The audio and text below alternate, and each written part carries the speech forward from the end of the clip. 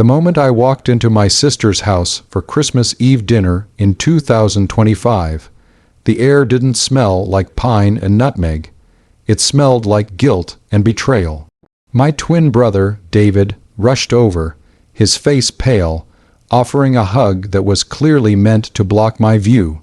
But I had already seen her, my estranged wife, Clara, standing by the fireplace, holding a baby I had never seen before. When I demanded to know the child's name, David whispered it, terrified, Leo. That single name Leo was the key to the most devastating secret my entire family had conspired to hide from me for over a year, a secret involving my inability to have children, Clara's sudden departure, and the exact reason why I had spent the last Christmas 2024, utterly alone.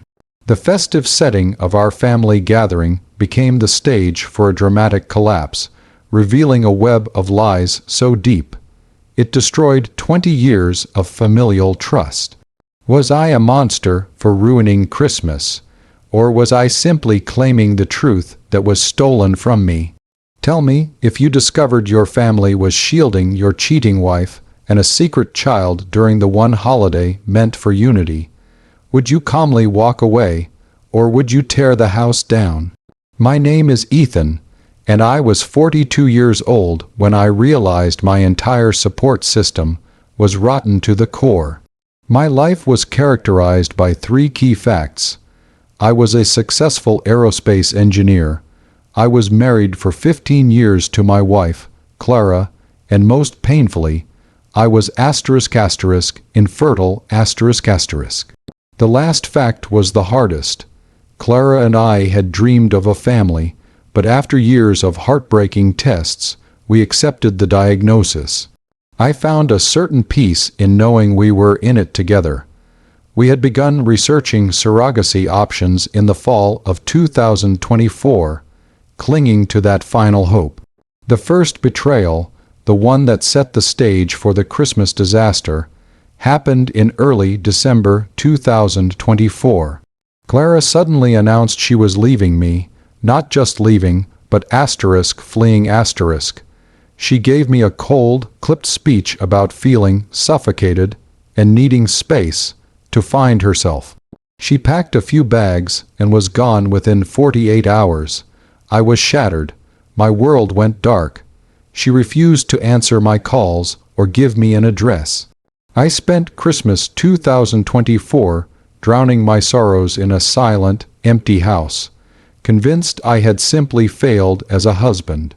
My family, led by my twin brother David and my older sister Maya, were incredibly supportive during the divorce proceedings in early 2025. They helped me clean out the house, set up my legal representation, and constantly reiterated that Clara was a selfish person who didn't deserve me. They were my rock. David, especially, seemed fiercely protective, always checking on me, always asking about the details of the divorce settlement. Looking back, his constant, almost panicked interest should have screamed alarm. As 2025 drew to a close, my life stabilized. The divorce was finalized, leaving me with the house and a substantial settlement fee I didn't want. The one thing that remained constant was the intense loyalty of my family. They insisted I spend Christmas Eve with them. "You need to be with us, Ethan," Maya had insisted. "We are your real family." So, on December 24, 2025, I arrived at David's home, ready for the first truly festive day I'd had in a year. The house was magnificent. David was a wealthy real estate developer. The massive, brightly lit living room was filled with family, all looking slightly too cheerful, too eager to greet me. That's when I saw her, Clara. She was standing next to the enormous, twinkling tree, radiating a quiet, domestic glow I hadn't seen in years. And in her arms, bundled against the winter chill, was a baby, an infant of about 10 or 11 months old. My blood ran cold. The atmosphere instantly shifted from warm festivity to suffocating horror. Before I could even speak, David intercepted me, his voice a frantic mumble. "Ethan, calm down, it's complicated. She's just visiting. She brought a friend's baby." He was blocking my line of sight to Clara, his anxiety practically vibrating off him. I shoved him aside. I walked directly to Clara. She looked up, her expression a mix of shame and defensive defiance. My sister, Maya, tried to intervene, her voice falsely sweet. "Ethan, honey, let's go get you a drink. It's been a long year." I ignored them both, my focus entirely on the child. He was beautiful, with dark, intense eyes. "Clara," I said, my voice dangerously level, "who is this child, and why are you here?" Clara, cornered and clearly without an exit plan, finally spoke. "His name is Leo." I felt the ground drop out from beneath me. The name Leo a name I didn't recognize, but the reason for the name was a sickening realization. David, finally cornered, rushed back over and dragged me into the hallway, away from the guests. He broke down, the perfect facade collapsing.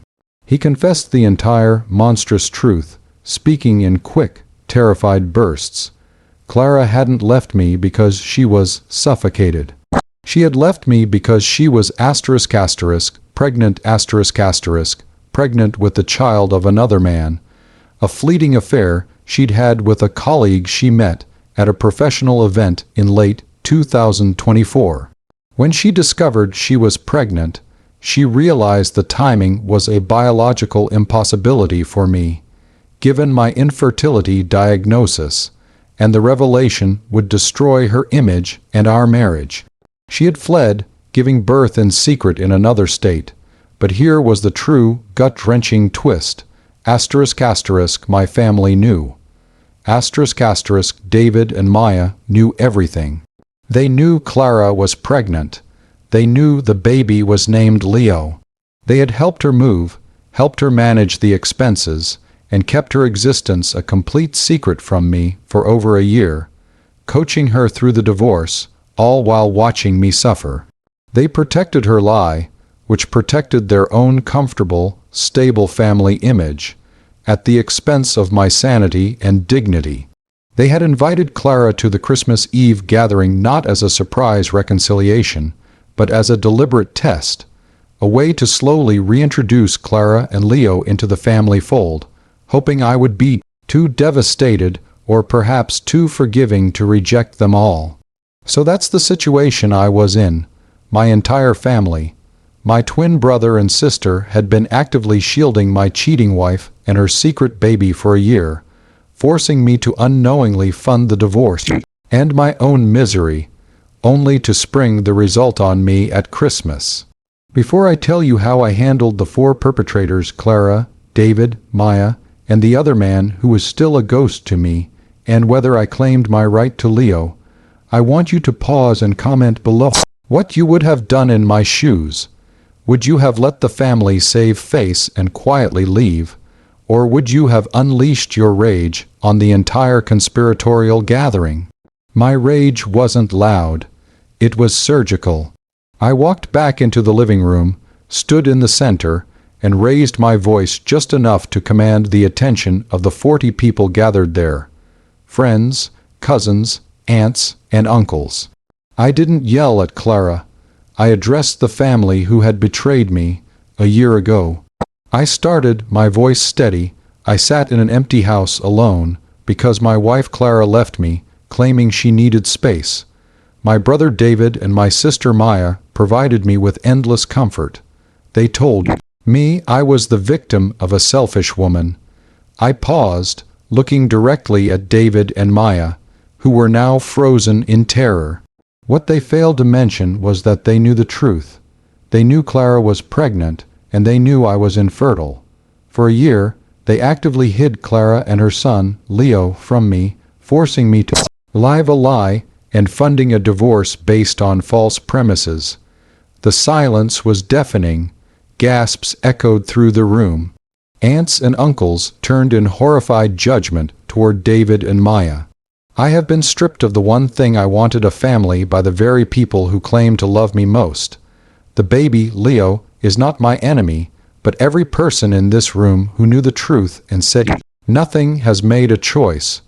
I didn't need to yell at Clara. The scorn of the extended family was her immediate punishment. I turned to David and Maya.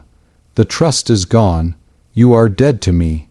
Congratulations on prioritizing your perfect Christmas party over your brother's heart. I then walked over to the beautifully set dining table, picked up the magnificent three-tiered centerpiece, a work of art made of fresh flowers and frosted pine, and smashed it onto the marble floor. The crash, the shattering porcelain, and the mess of water and flowers was the sound of my family dissolving. I walked out, leaving chaos and a ruined Christmas behind me. The aftermath was a deliberate, total separation. I immediately cut David and Maya off completely, financially, professionally, and personally. I sold the house and moved to a different city, starting a new life where I was not haunted by their faces. The entire extended family was polarized, but many chose to distance themselves from David and Maya, disgusted by the sheer, calculating cruelty of the deception. My focus shifted to Leo. I filed a petition with the court, forcing Clara to disclose the biological father. It turned out to be a married man who wanted absolutely nothing to do with the child. The court established paternity and child support. I approached Clara one final time, not as a husband, but as a negotiator. I demanded full disclosure of Leo's life and agreed to forego the divorce settlement money I was awarded, money I didn't want, if she would agree to one condition, that I be allowed to establish unconditional trust fund for Leo's education and future, with no strings attached, supervised by a neutral third party. I didn't want custody. I wanted the child of the failed marriage to be secure and provided for, the ultimate silent act of charity and dignity toward the only innocent person involved. Clara, facing the financial reality of single motherhood and the public shame of the affair, reluctantly agreed. I fulfilled my commitment, ensuring Leo would be wealthy and secure, even if I was absent. I walked away completely, knowing I had gained nothing but my freedom and dignity, while David, Maya, and Clara were left with their shame and their ruined holiday. I learned that true betrayal often comes wrapped in the guise of protection and love. The name Leo destroyed my marriage and family, but it saved me from a lifetime of living a lie. Today, I'm happy, alone, and rebuilding my life, trusting only myself. The sound of that shattering centerpiece is the sound of my liberation. Like this video if you think I was right to destroy David's Christmas party and cut off my twin brother and sister. Subscribe for more stories of dramatic family betrayal and personal vindication. Share your final thoughts on the choice to secure Leo's future in the comments section below. I'll see you all in the next story.